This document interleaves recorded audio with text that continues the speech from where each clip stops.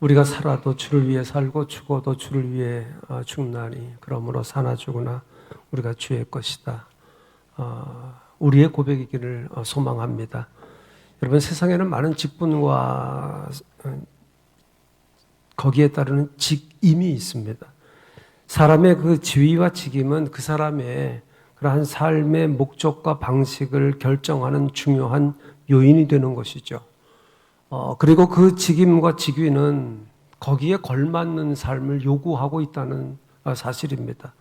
이와 같은 삶의 자세는 세상에서뿐만 아니라 교회 공동체 속에서도 마찬가지입니다. 그런 면에 오늘 헌신 예배를 드리는 우리 장로님들이나 안수 집사님들은 두말할 것도 없습니다. 모든 직분이 다 중요한 것처럼 장로나 안수 집사 직분 또한 귀한 직분입니다. 우리가 원론적인 것을 잊어서는 안 된다. 원론적인 어떤 직분이든지 원론적인 것을 잊어서는 안 됩니다. 이 직분을 통해서 우리가 해야 할 일이 무엇이냐? 이 직분은 교회를 통해 가지고 선택받아서 소명으로 주어진 그러한 직분일 뿐만 아니라 성도들의 선택을 받았다. 성도들의 선택을 받아서 그 교회의 권위로 부여된 기름 부은 받은 지도자들이다라고 하는 이야기입니다. 제일 중요한 것은 여러분 항존직이라고 하는 이야기예요. 항존직. 그래서 먼저 이 장로의 직이 얼마나 중요하냐. 교회의 그 치리와 권징 그리고 성도들의 그 신령상의 형편을 살피고 그들의 영적인 그러한 삶을 이끌어가는 영적인 직분이 장로의 직입니다. 여기에 계신 우리 은퇴하신 장로님들 다 그렇게 살아오셨어요. 이 직분을 잘 감당하시면서 살아오셨습니다. 그리고 이와 같은 그러한 직이 장로의 직이고 또 뿐만 아니라 교회가 구조적으로 교회가 교회되게 하는 그러한 구성을 하는 직이 바로 장로의 직이다. 여러분, 교회가 교회되게 한다라고 하는 것은 얼마나 여러분 귀중한 말씀이에요. 얼마나 소중한 일입니까? 근데 그 직을 감당하는 것이 바로 장로의 직이다. 우리 장로교단 헌법에 의하면 장로가 있어야 당회가 구성된 교회, 조직교회가 되는 것입니다. 장로가 없으면 어떻게 해요? 미조직교회예요. 큰 교회이기 때문에 조직교회고 작은 교회이기 때문에 미조직교회가 아니에요, 여러분. 작은 교회나 큰 교회나 상관없어요.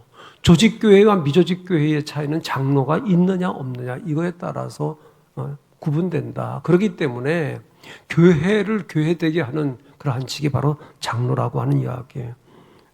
여러분, 미조직교회는요 아직 교회라는 공동체 조직이 완성되지 못한 교회를 말하는 것이 장로가 없어서 아직 교회의 기능을 다 할 수 없는 교회, 그게 미조직교회입니다. 장로가 없어서 당회가 구성되지 못한 미조직교회일 경우에 어떤 일이 있느냐? 위임 목사를 모실 수가 없어요. 위임 목사는 안정적으로 목회할 수 있도록 교회 목회 전반을 위임받은 목사예요. 장로가 없는 교회에서는 아무리 그 목사가 유능하다고 할지라도 안정적인 목회를 할 수 없다라고 하는 그러한 이야기입니다. 그래서 유능한 목사라고 할지라도 임시로 심무하는 담임 목사로 있을 수밖에 없는 것이고 따라서 목사도 교회도 안정되게 사명을 감당할 수가 없다라고 하는 이야기예요. 자, 그러한 면에 여러분 장로의 직이 얼마나 중요하냐라고 하는 이야기예요. 또 미조직 교회는요 치리와 권징을 바로 할 수 없는 교회예요. 교회의 치리와 권징 또 예배 의식 또 성례를 돕는 그 맡은 자들이 누굽니까? 장로란 말이에요. 장로. 또 온 성도들의 그 영적인 그런 지도하는 사람들이 누구냐? 장로라고 하는 이야기예요. 이 장로의 직임이야말로 이 교회의 중추적인 역할을 하는 직임인데 여러분 여러 직분 가운데 이 하나라도 보면 안 되는 그러한 이유가 교회를 구성하는 기둥이기 때문에 그렇습니다. 교회를 온전하게 하고 온전히 세워나가는 그러한 직임이 바로 장로예요. 여기서 중요한 것은 무엇이냐? 장로가 그 직분을 바로 감당할 때에 이와 같은 그러한 교회에서의 그 사명을 온전히 감당할 때 되는 것이죠. 그러니까 교회가 교회로 세워지는 그런 중추적인 역할을 장로들이 잘 한다. 우리는 그렇게 불러요, 여러분. 기름 부어 세우신 직들이 있잖아요. 항존직이잖아요, 여러분. 오늘 여기 장로 안수 집사만 국한된 것이 아니라 여기 계신 권사님들도 해당되는 그러한 말씀이에요. 우리 모두는 어떻게 해요? 목사를 비롯해서 항존 직분자들은 영적인 나시린이라고 그렇게 부르잖아요. 영적인 나시린입니다. 영적인 나시린이라고 할 수 있는 이 장로의 직은 세상의 다른 어떠한 권력이나 직분과는 다르게 권리보다는 의무가 더 많아요. 여러분, 우리가 어떤 직을 가지게 되면 거기에 권리를 갖다가 차지하려고 그래요. 아닙니다, 여러분. 장로직은요, 권리보다도 의무가 더 많아요. 그리고 희생과 헌신이 요구되는 거룩한 직이 바로 장로의 직이에요. 나 자신만 아니라 가정적인 그러한 희생도 헌신도 때로는 필요하다고 하는 이야기입니다. 이런 위치라고 하면 장로의 신앙생활이 어떠해야 되는지 늘 점검하며 살아야 되는 것입니다. 그렇기 때문에 여러분, 가벼워서 안 돼요. 신중해야 돼요. 말과 행동에 조심해야 돼요. 내 의견이나 내 주장을 보편화시키면 안 돼요. 성도들의 신앙을 잘 살펴서 그들을 위해서 희생해야 되는 직이 바로 항존직이고 특히 장로직이다. 때로는 수고에 대한 현실적인 그 보상보다는 헌신만 강조되는, 어떻게 보면 세상적으로 본다고 하면 왜 나만 왜 희생해야 돼? 라고 할 수 있는 직이 바로 장로의 직이에요. 이렇게 거기에 따르는 여러분 보상은 없어요. 그런데 헌신은 요구되걸랑이에요. 특히 여러분 교회가 평안하지 못하거나 재정적으로 어려울 교회에 주어지는 그 짐이 누구에게 일차적으로 있느냐? 장로에게 있는 거예요. 장로에게. 장로의 직이 얼마나 중요한가? 여러분 우리가 뭐 말 안 해도 압니다만은 우리 주위에서 얼마든지 볼 수 있어요. 제가 노회장으로 지나고 나니까 노회 안에 중요한 일들 또 어려운 일들을 볼 때도 있지만 그것을 또 책임 맡아가지고 해결해야 될 일들도 있었어요. 그래서 분란으로 인해 가지고 교인들이 마음이 상하고 교회 안에 편당이 생겨서 목사님이 강제로 퇴임하는 일도 있었고 또 어려움을 당하는 그 교회를 수습하고 또 화해를 조정하는 그와 같은 일들을 제가 몇 교회를 제가 감당했어요. 위원장으로. 그런 가운데 그 교회의 장로님들이 고뇌하는 그러한 모습을 제가 봤어요. 목사님의 그 퇴임 문제, 새로 담임 목사를 모시는 문제, 그 중에서 상처받는 그런 성도들을 보살피고 또 교회를 안정시키기 위해서 아주 심각하게 고뇌하는 장로님들의 어려운 모습들을 제가 봤어요. 사실 여러분 그렇습니다. 교회가 안정적일 때는요, 그 영광을 누가 받아요? 교회가 안정적일 때 누가 영광 받아요? 목사가 받아요, 여러분. 교회가 안정적일 때는 목사가 그 영광을 받지만 교회가 어려울 때 비난을 받고 영적으로 정신적으로 고통당하는 사람이 누구예요? 장로예요, 여러분. 그만큼 장로에게 헌신이 요구된다고 하는 이야기예요. 교회가 평안할 때 장로가 잘해서 그렇게 생각하는 사람들 많지 않아요, 여러분. 실은 장로님들이 그 수고하고 애쓰고 헌신이 가득 담겨져 있는데 그럼에도 불구하고 그만큼 어려운 직이 장로직이다. 그런데 어려움을 당하게 되면 그 책임의 상당 부분이 누구에게 있다고 그래요? 장로에게 있다고 그래요. 교인들이 그렇게 얘기하는 거예요, 여러분. 이것이 교회 현실 구조예요. 그래서 여러분, 어느 때는 장로의 직을 감당함에 있어서 그냥 침 꿀꺽 삼키고 참아야 될 때도 있고 아주 그런 것입니다. 그래서 이 장로의 직은 자신의 모든 것을 드리는 이 헌신을 전제로 하는 것이에요. 그리고 이 안수 집사님들 한번 보세요. 안수 집사의 그 중요성을 말하면 성경 여러 곳에서 그 집사에 대해서 교훈하고 있는 그런 내용들이 있어요. 초대교회 7 집사를 선택할 때에도 그렇고 또 목회 그 서신을 보게 되면 그 당부한 집사의 그 교훈도 우리가 많이 볼 수 있어요. 안수 집사님들이 기억할 것은 집사가 되는 것은 가능하지만 그 직을 누구나 감당할 수 있는 것은 아니다. 물론 장로도 그렇고 권사도 마찬가지지만 안수 집사 여러분 그러니까 신앙적인 자격이 전제되어야 된다라고 하는 그러한 이야기예요. 여러분 안수 집사의 그 자격은요 집사의 그 기원이라고 할 수 있는 초대교회의 7집사 선택할 때 그 집사 선택과 임직 기록을 한번 여러분 보세요. 여러분 어떤가? 사도행전 6장에 보게 되면 7집사를 세워서 안수를 하는데 그 자격이 어떻게 되어 있어요? 성령과 지혜가 충만하고 칭찬받는 사람이고 믿음이 충만한 사람이고 이들의 세움으로 인해 가지고 예루살렘 교회가 더 왕성해졌다. 성경은 그렇게 기록하고 있어요. 그러니까 중추적인 역할을 안수 집사들이 한다고 하는 이야기죠. 중요한 것은 무엇이냐? 인정받는 사람이라고 하는 말이에요. 칭찬 듣는 사람이라고 하는 이야기예요. 여러분 목사도 그렇지만 다 마찬가지죠. 목사니까 목사 앞에서 목사님 하지만 여러분 속에 존경하는 마음이 없을 때도 있잖아요.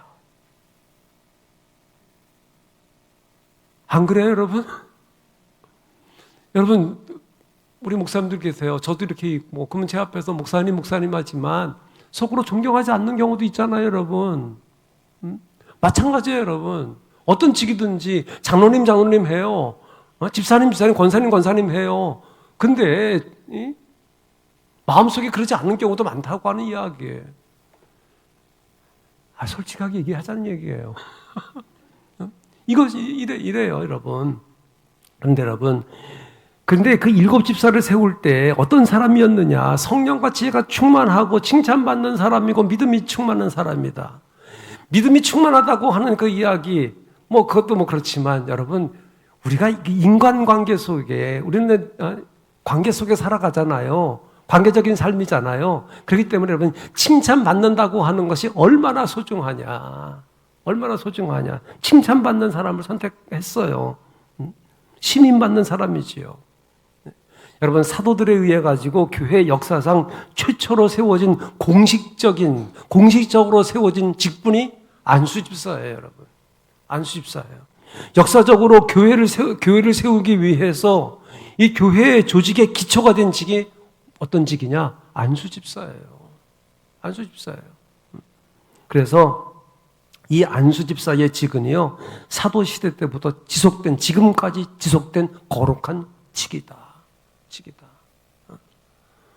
교회가 역사 안에서 계속적으로 존재하고 또 복음이 증거되고 생명구원의 역사가 계속되기 위해서 그리고 교회가 거룩한 교회로 치리와 건증이 온전히 시행되기 위해서 반드시 필요한 직이 바로 안수집사의 직이다 라고 하는 이야기예요. 그 집사는 이 교회 사역의 중추적인 역할을 감당하고 또 사역기구인 이 재직회원으로 이 교회의 각 사역의 실제적인 담당자가 바로 안수집사다. 우리 헌법은요, 항존직에 대해서 그렇게 말하고 있잖아요. 그 항존직에 대해서 언급하고 있는 말이 그 무흠이라고 하는 말을 써요. 무흠. 여러분, 세상에 흠이 없는 사람이 어디 있어요? 근데 무흠이래요. 무흠. 장로 무흠 몇 년? 장로 무흠 몇 년? 새로 우리 제일 뜨끈뜨끈한 장로 박승복 집사님, 김상훈 집사님 몇 년? 다시 세워야 되려나? 무흠 7년이에요. 무흠 7년. 안수 집사가 몇 년이에요? 무흠 5년. 권사 3년? 5년이에요. 자, 봐요. 근데 여러분, 그러면 세울 때 무흠 7년 자격이에요. 무흠 7년 또 무흠 5년 이렇게 세웠어요. 이분은 그냥 세울만 하니까 우리가 세웠어요. 그 무흠 7년이라고 했을 때 그 무흠이 뭐냐? 그러면 장로 되고 안수집사 되고 권사가 되고 그 다음에는 그냥 무흠 상관없느냐? 여러분, 무흠 7년, 무흠 5년이라고 하는 이야기는요, 준비된 것이에요. 준비된 삶을 이야기하는 거예요. 그리고 계속해서 그렇게 살아가야 되는 거예요. 이게 그 무흠이라고 하는 말이 여러분 준비된 기간이라고 하는 이야기예요. 우리가 7년 동안 이렇게 보니까, 5년 동안 보니까, 장로로 세울 수 있구나, 안수집사로 세울 수 있구나, 권사로 세울 수 있구나라고 하는 준비가 바로 7년, 5년이라고 하는 이야기예요. 그러면 그렇게 7년, 5년 준비되었으면 앞으로는 그렇게 살아가는 거예요. 그래서 이게 여러분 무흠 몇 년이라고 하는 것이 준비된 것이다라고 하는 그러한 이야기입니다. 그래서 이렇게 기간을 5, 7년, 5년 둔 것은 이렇게 준비하는 기간을 말하는 것입니다. 우리 주님께서 하늘에 계신 너희 아버지의 온전하심과 같이 너희도 온전하라 하는, 이렇게 살아가고자 하는 애씀이 바로 무흠이라고 하는 이야기예요. 여러분, 장로나 안수집사는요, 우리 권사도 마찬가지지만 하나님께 드려진 종이에요. 교회를 통해 가지고 하나님의 부르심을 받아서 주님께 헌신되어서 죽도록 충성하기로 서원한 사람들이라고 하는 얘기. 그 사람들이 오늘 헌신 예배 드리는 장로님들이고 안수집사님들이에요. 죽도록 충성해요. 죽을 때까지. 그래서 항존직이라고 하잖아요, 여러분. 떨어지는 거 아니에요. 임시직이 아니잖아요, 여러분. 임시직은 어떻게 해요? 떨어져 나가지요. 그러니까 실은 거듭 말씀 이제까지 드려왔습니다만은, 서리 집사님 같은 경우는 어떻게 해요? 1년에 한 번씩 명을 하는 것이죠. 그러나 여러분, 우리가 항존직이라고 하는 것은 죽을 때까지예요. 죽을 때까지. 하나님께 부르실 때까지예요. 그래서 이게 죽도록 충성하기로 서원한 사람들이기 때문에 우리가 하나님께 부르시는 그 날까지 장로나 안수집사 실제로 자신의 모든 것을 드려야 되는 것이죠. 내 자신의 그 소유 또 재능은 물론이고 자신의 생명조차도 하나님께 드려야 되고 부르심에 합당한 그러한 삶을 살아야 되는 것입니다. 자, 그렇기 때문에 여러분, 장로나 안수집사라는 항존 직분자는 나 자신을 위한 삶이 아니라 하나님의 영광을 위해서, 나 자신의 소유나 능력 역시 또 자신의 그 피를 위한 것이 아니라 하나님의 그 교회를 위해서 또 성도들을 위해서 사는 그러한 삶, 이것이 바로 장로, 안수집사, 이 항존 직분자들의 삶이다. 만일 나 자신이 장로가 되고 안수집사가 되고 또 권사가 되고 이 항존 직분자가 되는 것을 어떤 신분 상승이나 교회의 권력을 확보한다 생각한다고 하면 그건 너무나 큰 착각이죠. 착각입니다. 교회의 치리나 권직 역시 책임이나 의무이지 권력은 아니다. 교회 장로를 비롯해서 항존 직분자는요, 교회를 섬기는 헌신이지 권리 행사가 아니다. 그런데 여러분, 때로 그렇지 못할 때가 있어요. 성도들의 그 마음과는 상관없이 내가 할 수 있다라고 생각을 해요. 안 된다. 내 생각과 달라도 또 여러 사람의 마음을 읽을 줄 알아야 되는 것이죠. 그래서 이 교회의 조직 속에서 이와 같은 사명을 겸손하게 감당하라고 우리를 세워서 항존 직분자들로 세워주셨어요. 그렇기 때문에 여러분, 우리는 어떻게 살아가야 되느냐, 특별히 우리 장로님들 안수집사 헌신 예배를 드리는 가운데 드리고 싶은 말씀은 이거예요. 생존을 위한 삶이 아니라 사명을 위해 여러분 살아라. 생존을 위한 삶이 아니고 사명을 위한 삶을 살아야 된다.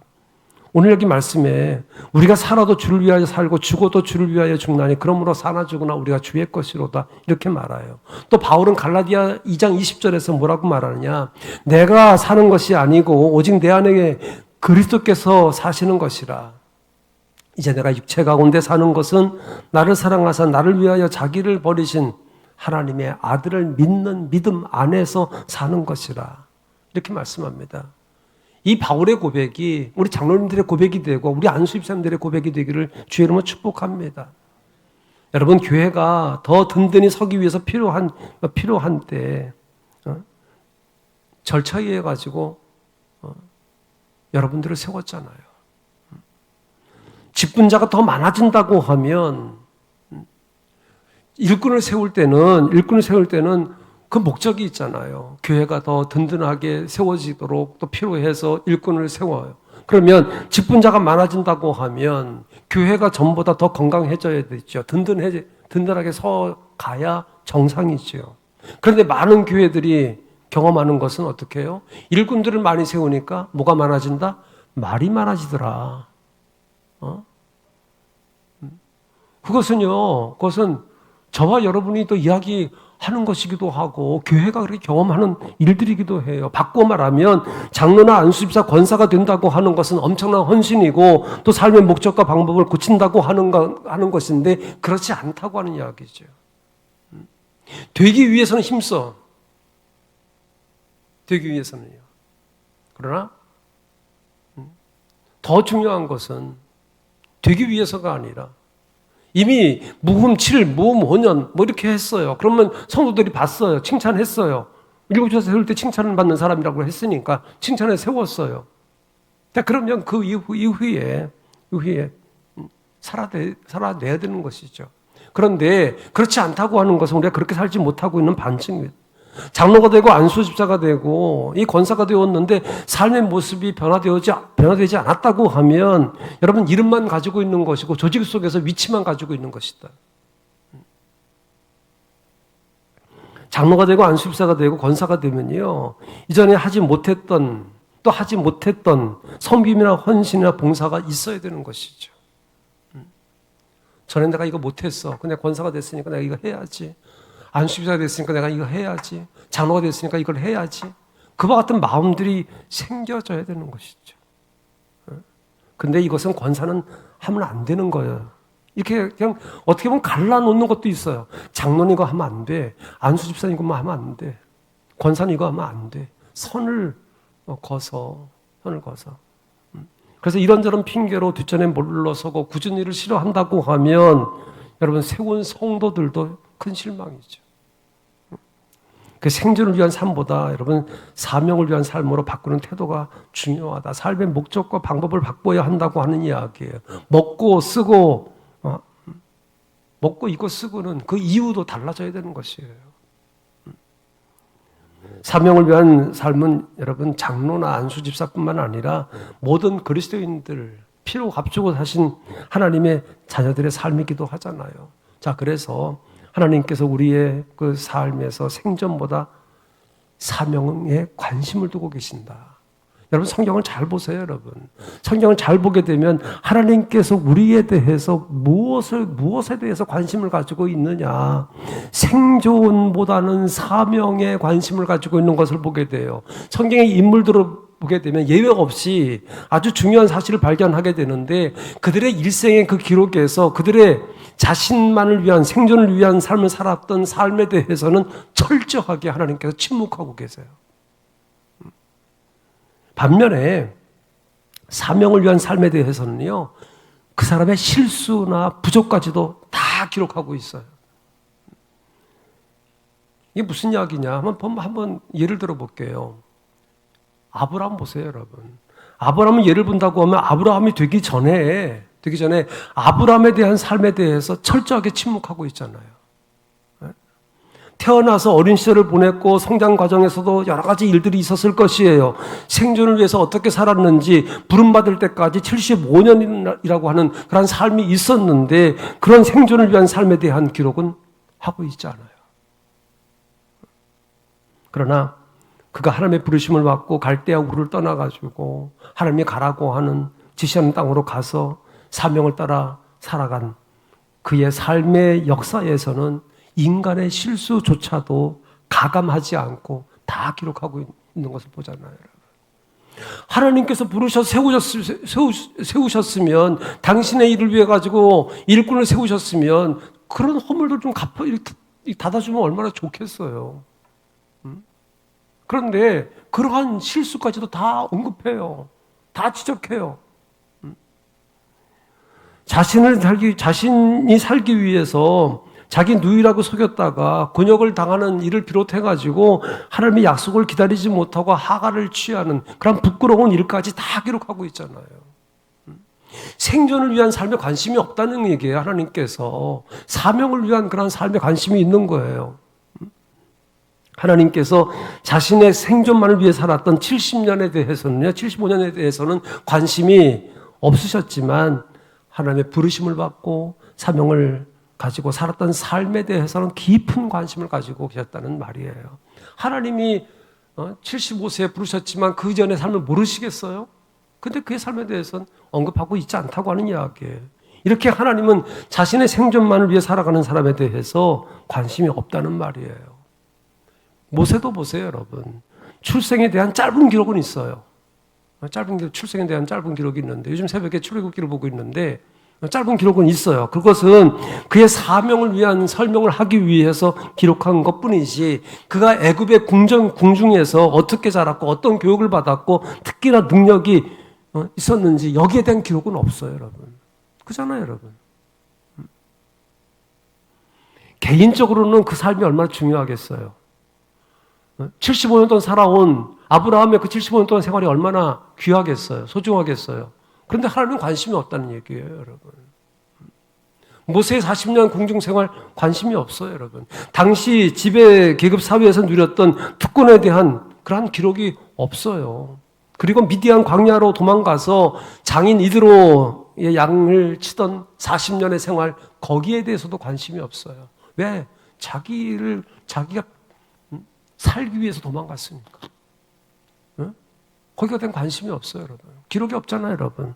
다만 떨기나무 불꽃 가운데 찾아오신 하나님 앞에 신발을 벗은 후에 그 삶만 자세하게 기록을 하고 있어요. 그 이유가 무엇이겠느냐? 앞서 말씀드린 것처럼 하나님은 자신의 생존을 위한 삶에 대해서는 관심이 없으시고 우리에게 줄 교훈도 없다. 그런 말씀인 거예요. 베드로의 경우도 마찬가지잖아요, 여러분. 어부로 살았던 시몬에 대한 기록이 없잖아요. 베드로 장모의 열병을 고쳐준 사건이 있죠. 예수님께서 베드로 장모의 열병을 고쳐주셨어요. 자, 그렇다고 한다고 하면 베드로도 결혼을 했다고 하는 말인데 그의 가족 이야기나 어부로서의 능력, 이와 같은 기록이 없어요. 우리는 말씀을 전할 때도 그렇고 우리가 베드로는 그 갈릴리 바다에 잔뼈가 굵은 사람이다라고 그렇게 이야기하지만 아닐 수도 있어요, 여러분. 왜? 성경에 그런 기록이 없으니까. 그잖아요, 여러분. 그러나 평생 어부로 살았다고 하는 그것 하나 때문에 우리가 그렇게 표현하고 있는 것이죠. 그렇게 하나님께서는 그 가족 이야기든지 어부로서의 능력, 이와 같은 것은 관심이 없다. 베드로에 대한 기록은요, 주의 부름을 받아가지고 베드로로 살았던 삶에 대한 기록만 있어요. 시몬으로 살았던 그 삶에 대한 기록은 없으나 베드로로 살았던 그 삶에 대한 기록을 하고 있어요. 주님을 부인하고 실패한 내용까지도 상세하게 기록하고 있잖아요. 하나님께서는요, 생존을 위한 삶의 기간이 얼마인지 또 얼마나 많은 일들이 있었는지 여기에 대해서는 관심을 두지 않는다. 다만 그의 사명을 위한 삶만이 하나님의 관심사다, 이렇게 말씀하고 있는 거예요. 또 바울도 마찬가지잖아요.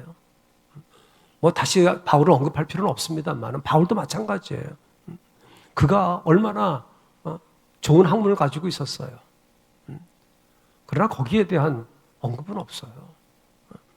여러분, 사람의 그 삶의 가치는요, 생존만을 위한 삶이 아니라 사명을 위한 삶에서 나타나고, 또 하나님께서 인정하는 삶 역시 또 생존을 위한 삶이 아니라 사명을 위한 삶인 것을 우리가 알 수 있어요. 자, 이것은 우리가 이 땅에서 어떻게 살아야 할 것인가에 대한 중요한 교훈이기도 합니다. 중요한 것은 몇 년을 살았나, 이것보다는 무엇을 했는가가 더 중요하고, 얼마나 했느냐라고 하는 것보다는 사명을 위해서 무엇을 했느냐, 이것이 더 소중하다라고 하는 이야기입니다. 그래서 사람의 삶은 그의 사명 감당으로 평가되는 거예요. 사명 감당으로 평가되는 거다. 장로님들, 안수 집사님들 역시 이 직분을 통해 가지고 무엇을 했는가가 중요한 것입니다. 장로 안수 집사, 권사, 이 한전 직분자가 된 것은 단순히 자신의 그 신분, 영적 우리 교회 안에서의 어떤 신분 상승, 그런 것이나 교회에서 어떤 힘을 얻기 위한 수단을 생각하거나 자신의 생존 수단을 생각한다고 하면 그것은 이미 하나님의 관심 밖의 일이고 하나님과도 무관하다고 하는 것을 우리가 기억해야 되는 것입니다. 그래서 주어진 직분이지 생존을 위한 수단으로 주어진 것이 아니다라고 하는 것을 우리가 기억해야 될 줄로 믿습니다. 여러분, 앞서 말씀드린 것처럼 모든 직분과 직임에 따르는 걸맞는 삶이 필요해요. 자, 그렇다고 하면 우리에게 맡겨진 직분이 장로, 안수집사라고 했을 때 어떻게 무엇을 감당해야 되느냐? 이것은요, 한마디로 말하면 우리에게 헌신을 요구하고 있는 것이잖아요. 아까 말씀드렸잖아요, 여러분. 우리에게 헌신을 요구해요. 교회 안에서 하는 일들을 하나님의 일이라고 하지만 그렇지 않을 때도 많클랑이에요. 교회에서 행하는 그런 모든 일들이 하나님의 일이라고 하면 하나님 머리 복잡하세요. 근데 그렇지 않을 때가 많아요, 여러분. 그래서 헌신이 필요한 거예요. 헌신이라고 하는 것은 내 생각과 내 방법이 우선이 아니다라고 하는 이야기예요. 성경에 보게 되면 하나님 앞에 헌신한 사람들을 보게 되지요. 자기의 것을 포기하고 하나님께 무엇을 요구하시는지 머리에 두고 순종했던 사람들이에요. 그리고 임직을 받을 때 여러분, 하나님과 교회와 성도들 앞에서 헌신할 것을 약속한 사람들이 우리 장로님들이고 안수집사님들이고 권사님들이잖아요. 교회를 위한 모든 직분자들의 봉사는요, 때로는 어느 때 몸이 필요할 때도 있어요. 또 물질이 필요할 때도 있어요. 특히 장로로 세워지고 안수 집사로 세워졌을 때, 물론 권사도 그렇지만 물질적으로 교인들의 모범이 되어야 되는 것이고, 또 교회 운영과 또 유지, 또 선교나 사역을 감당하기 위해서 필요한 많은 물질의 상당 부분을 장로가 부담해야 되는 것이고, 안수집사가 부담해야 되는 것이고, 권사가 부담해야 되는 것이에요. 자, 이러한 섬김에 있어서 특히 장로가 모범이 되어야 된다라고 하는 이야기입니다. 여러분, 직분이라고 하는 것은 그만큼 무겁다, 무게가 있는 것입니다. 어제 우리 교사들이 하루 종일 아침부터 저녁까지 교사대학을 했어요. 그 오셔서 말씀을 또 전하신 그 목사님이 그런 말씀 하시더라고요. 제가 이제 뒤에서 이렇게 이제 강의를 들었는데, 그래요.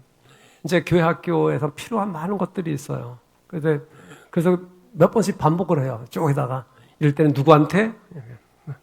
장로님들한테. 장로님들 지갑 열으라고 한 이야기예요. 장로님들 지갑 열어. 장로님 이거 필요해요. 저거 필요해요. 이야기하라는 거예요. 그만큼 여러분, 이 직분이라고 하는 것이 쉽지 않다. 거기에 대한 무게가 있는 것이다 라고 하는 그 이야기입니다. 그렇기 때문에 여러분, 교회의 중요한 문제, 특히 재정이나 교회 안에 생겨지는 일들에 대한 1차적인 책임이 누구에게 있냐? 장로에게 있는 거예요. 권한에 상응하는 그 책임이 장로에게 있고 그 다음에 안수집사에게 있는 거예요.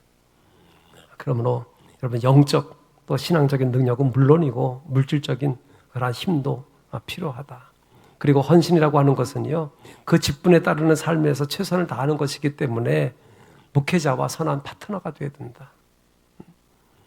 철학이와 지향점이 같으면 좋겠으나 그렇지 못해서, 그때 못한다고 하면 관계뿐만 아니라 목회의 본질적인 문제보다 비본질적인 그러한 문제로 목회 에너지를 낭비하게 될 때도 있잖아요. 출애굽기 17장에 보게 되면요, 우리가 좋은 교훈을 얻어요. 아론과 훌의 역할, 장로님을 비롯해서 안수집사 또 항존 직분자들이 해야 될 그러한 일들이지요. 출애굽을 하고 가나안을 향해 가는 길에서 구름기둥으로 불기둥으로 인도하셨어요. 만나와 메추라기로 먹여주셨어요.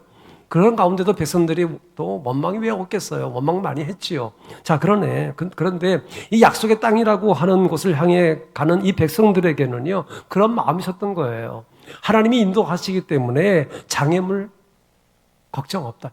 일단 자신들에게 오는 그러한 그 어려움, 거기에 대한 원망과 불평이 있지만 가나안 땅에 가는데 하나님께서 인도하시기 때문에 장애물이 없을 것이다 라고 그렇게 생각을 했던 백성들이 이스라엘 백성들이에요. 그런데 복병 아말렉을 만나잖아요. 여러분, 하나님의 뜻대로 또 하나님께 약속하신 곳으로 향한다고 할지라도 이러한 방해물들은 우리의 삶에 늘 있게 마련인데, 이와 같은 때에 누가 무엇을 어떻게 했느냐라고 하는 것이 중요한 것이죠. 만난 일에 대해서는 뭐 어떻게 할 수 없잖아요. 그러나 만난 일에 대해서 누가 어떻게 무엇을 했느냐라고 하는 것이 중요한 거예요. 여호수아가 전쟁하는 지휘관으로 또 모세는 산에 올라가서 기도를 하고 모세의 손이 올라가게 되면 어떻게 됩니까? 모세의 손이 올라가게 되면 이스라엘이 이겨요. 내려가면 아말렉이 또 이기잖아요. 그러니까 거기에 손을 올려준 사람이 아론과 훌이에요. 여러분, 모세는 당연히 기도의 자리에 있어야 되는 것이고 여호수아는 싸움터에 있어야 하는 것이에요. 근데 사실 아론과 훌은요 그런 위치가 없었지만 이들의 헌신과 희생으로 인해 가지고 승리하잖아요. 이것처럼 장로님들이나 안수 집사님들이 이와 같은 역할을 하는 것이 바로 헌신의 삶이다. 그리고 장로 안수 집사는 교인들에게 모범이 되는 삶을 살아가는 것이 바로 헌신의 삶이에요. 보여줘야 될 걸랑이에요. 실제를 보여줘야 되는 거예요. 나 자신만 잘 믿으면 되는 것이 아니라 자신의 믿음을 다른 사람에게 배우게 할 만큼 모범적이어야 된다. 모범적이어야 된다.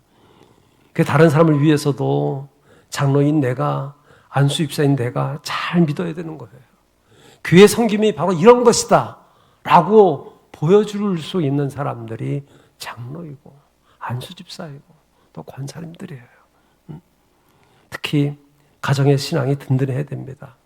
성경을 보게 되면 하나님 앞에 또 교회 앞에 또 쓰임받았던 신앙의 사람들 보게 되면 이 가정을 믿음으로 다스리는 사람들이었어요. 특히 우리가 대표적인 사람을 들라고 하면 고넬료 같은 사람이지요. 온 가족이 하나님을 섬기는데 신앙의 가장으로 든든히 서서 그 가정을 통해 가지고 유대인과 또 이방인들의 장벽이 무너지는 그와 같은 역할을 한 그 사람이 바로 고넬료이고 그의 가정이었어요.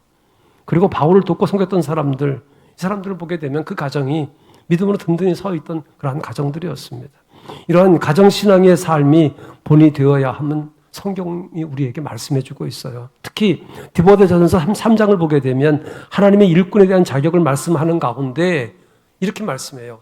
자기 집을 잘 다스리는 자라야 한다. 자기 집을 잘 다스리는 자라야 한다. 이렇게 말씀하고 있어요. 장로님들이나 안수집사님들, 성도들에게 본이 되기 위해서 나 자신의 신앙생활은 물론이고 가정의 신앙의 삶도 잘 살펴서 든든하게 세워가야 되는 것입니다. 여러분, 이것은요 장로, 안수집사, 권사, 항존직 여러분들뿐만 아니라 목사도 마찬가지예요. 제가 노회에서 지난 주간에도 목사 안수받는 사람들, 목사 전도사들이 이번에 이제 안수받아요. 그 안수받은 사람들 면접을 했어요. 또 다른 교회 담임 목사로 오시는 분들 또 면접을 했어요. 그리고 이제 이번 주 화요일 날은 우리 부목사님들 또 연임 청원하는데 또 면접을 해요. 제가 그래요. 목사님들한테 그렇게 얘기해요. 목사가 먼저 믿은 목사이지만 목사가 목사에게 면접하면서 권면하는 거예요. 우리 예수 잘 믿자. 예수 잘 믿자. 여러분, 목사 그러면 예수 잘 믿는 사람, 장로 그러면 예수 잘 믿는 사람, 권사 예수 잘 믿지, 안수집사 예수 잘 믿지, 그렇게 생각하잖아요, 여러분.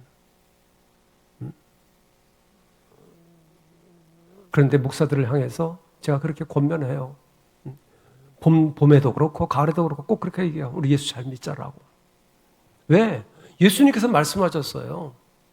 하나님의 일이 무엇이냐? 나를 보내신 이를 믿는 것이 하나님의 일이라고 그랬어요. 나를 보내신 이를 믿는 것. 나를 보내신 이가 누구예요? 하나님이잖아요. 하나님 잘 믿는 거 하나님의 일이에요. 그래서 목사들에게도 이렇게 해요. 우리 예수 잘 믿자고. 하나님 잘 믿자고. 그래요, 여러분. 교회 직분에 대해서 성경 여러 곳에서 언급하고 있지만 교회 지도자 역할은 특히 에베소서 4장 11절 12절에서 아주 분명하게 말씀하고 있어요. 이렇게 말씀합니다. 잘 들으세요. 그가 어떤 사람은 사도로, 어떤 사람은 지도자로, 어떤 사람은 복음 전하는 자로, 어떤 사람은 목사와 교사로 삼으셨으니 이는 성도를 온전하게 하여 봉사의 일을 하게 하며 그리스도의 몸을 세우려 하심이라. 성도를 온전하게 하고 봉사의 일을 하게 하고 그리스도의 몸을 세우게 하기 위해서 우리에게 주어진 직이다 라고 하는 이야기예요.